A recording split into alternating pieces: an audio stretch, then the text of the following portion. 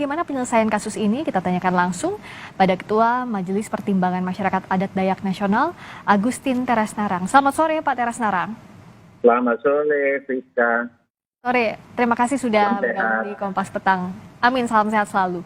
Bicara soal permintaan maaf terakhir yang disampaikan Edi Mulyadi, Pak Teres melihat apakah ini tidak cukup? Kalau misalnya tidak cukup, harusnya penyelesaiannya seperti apa? Ya, baik, terima kasih, Friska. Jadi ada beberapa hal yang memang perlu mendapat perhatian, bahwa kita ini adalah negara hukum. Tentu apapun yang terjadi sepanjang itu terkait dengan masalah hukum, maka prosedur hukumlah yang harus utama kita lakukan. Dan saya sebagai ketua dari Majelis Dewan Pertimbangan, Majelis Adat Dayak Nasional, beberapa waktu yang lalu sudah menyampaikan kepada Presiden Majelis Adat Dayak Nasional agar kiranya permasalahan ini segera ditindaklanjuti. Pertama, karena kita adalah negara hukum, maka yang kita harus lakukan adalah untuk menempuh prosedur hukum. Dan tadi sudah disampaikan oleh pihak kepolisian.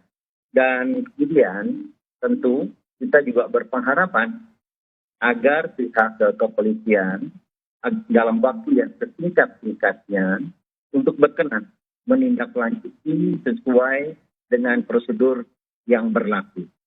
Misalnya di tingkat penyelidikan dan kemudian di tingkat penyidikan dan kemudian kita harapkan agar kalau itu sudah tuntas ditingkatkan untuk menjadi proses hukum sesuai dengan aturan yaitu penuntutan yang dilakukan oleh pihak kejaksaan. Nah itu yang harapan-harapan kami, karena kami tentu melihat dari prosedur yang berlaku. Jadi kalau tadi Mabes Polri menyebut bahwa ini akan ditindaklanjuti, akan dipusatkan di Mabes Polri, ini sudah menjadi langkah baik menurut Pak Teres? Menurut saya itu suatu hal yang bagus sekali. Karena apa? Karena pengaduan ini kan bukan hanya di satu provinsi Kalimantan. Tetapi saya mendapat laporan dan tadi juga sudah disampaikan oleh pihak kepolisian. Ada lebih 16 laporan. Dan itu bukan hanya di Kalimantan Timur saja, juga ada di Kalimantan Barat, Kalimantan Tengah, Kalimantan Utara, dan juga kemungkinan nanti ada di Kalimantan Selatan. Dan malahan daerah-daerah lain pun, di mana ada suku Dayak, mereka juga punya perhatian di dalam rangka untuk menyampaikan laporan ini. Jadi Pak Teresnarang menyebut bahwa proses hukumnya berlanjut sesuai dengan hukum positif. Tapi kalau untuk komunikasi dengan Edi Mulyadi akan dibukakah seiring dengan permintaan maaf yang sudah disampaikan lewat media sosial ya, lewat YouTube? Ya, pada prinsipnya Majelis Adat Dayak Nasional membuka saja kemungkinan untuk berdialog. Dan tentu dialog ini adalah sebagai salah satu saja dari upaya di dalam rangka untuk merealisasikan keinginan dari suku Dayak yang tersebar di mana-mana. Karena harus jujur saya katakan bahwa apa yang disampaikan oleh saudara kita Edi Mulyadi ini sangat-sangat mengganggu rasa dari masyarakat Dayak yang ada di mana-mana.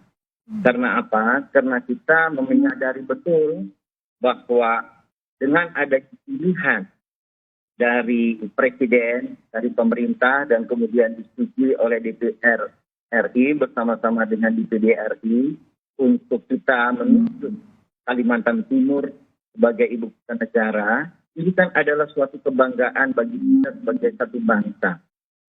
Dan ini adalah merupakan suatu bagian yang tidak membuat tersinggungnya dari suku-suku yang ada di Pulau Kalimantan.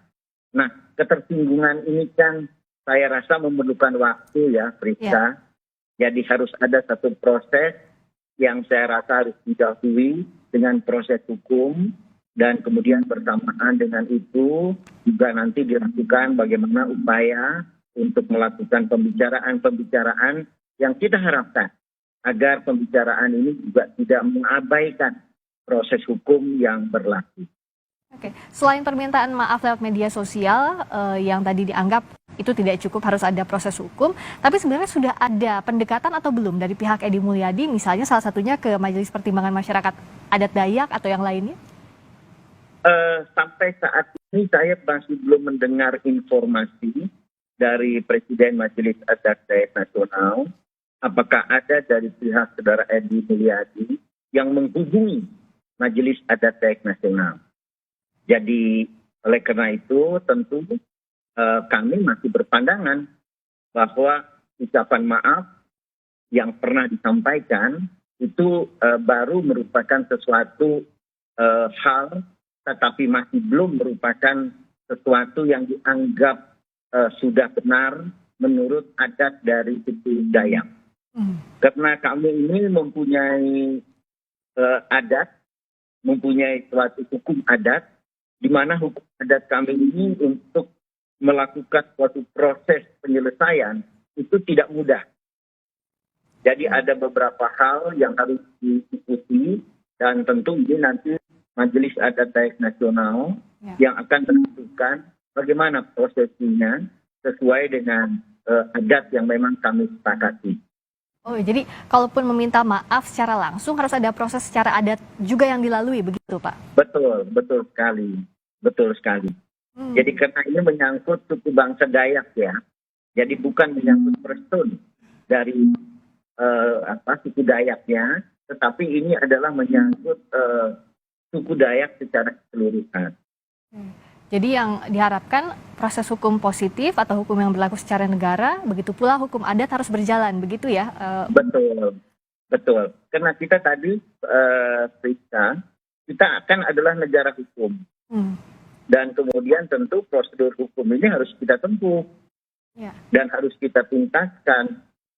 Dan saya juga berpengharapan agar pihak kepolisian untuk dalam waktu yang sesingkat-singkatnya untuk memproses ini sehingga proses ini dapat selesai di tingkat penyelidikan dan penyidikan, kemudian berkelanjutan di tingkat penuntutan, dan kemudian kita harapkan agar segera juga dilimpahkan ke pengadilan.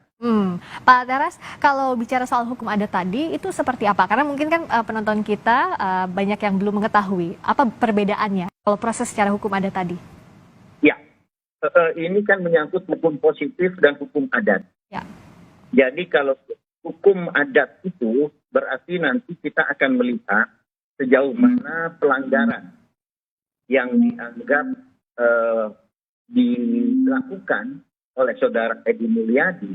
Nah nanti dari situ nanti ada gradasinya, ada tingkatan-tingkatannya, bagaimana bentuk dari permohonan maaf ini, dan kemudian biasanya kami akan membentuk semacam majelis adat di dalam rangka untuk melakukan proses untuk menentukan apakah ini sudah merupakan suatu pelanggaran, kalau kemudian ini sudah melakukan pelanggaran, apalagi melakukan penghinaan terhadap suku bangsa Dayak, maka tentu nanti ada prosedur-prosedur yang harus disepakati dalam rangka untuk penyelesaian. Tetapi pemberlakuan hukum adat Dayak ini bukanlah berarti menyelesaikan proses hukum yang berlaku di negara kita. Baik, itu jadi proses yang berbeda ya keduanya. Nah, bicara soal kasus ini kan di sisi lain juga tensi di masyarakat kita harapkan bisa turun. Meskipun kita tahu bahwa ada kekecewaan, ada kesakit hatian di masyarakat terutama untuk warga Kalimantan. Ini bagaimana untuk menangani ini, Pak? Ya, jadi pada kesempatan yang baik ini, perkenankan saya juga untuk menyampaikan kepada saudara-saudaraku suku bangsa Dayak dimanapun Anda berada.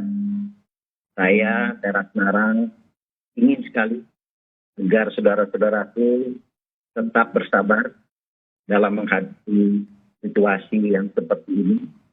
Dan kita harus tetap mempercayai pada aparatur penegak hukum di dalam rangka untuk menyelesaikan proses hukum sesuai dengan aturan hukum yang berlaku.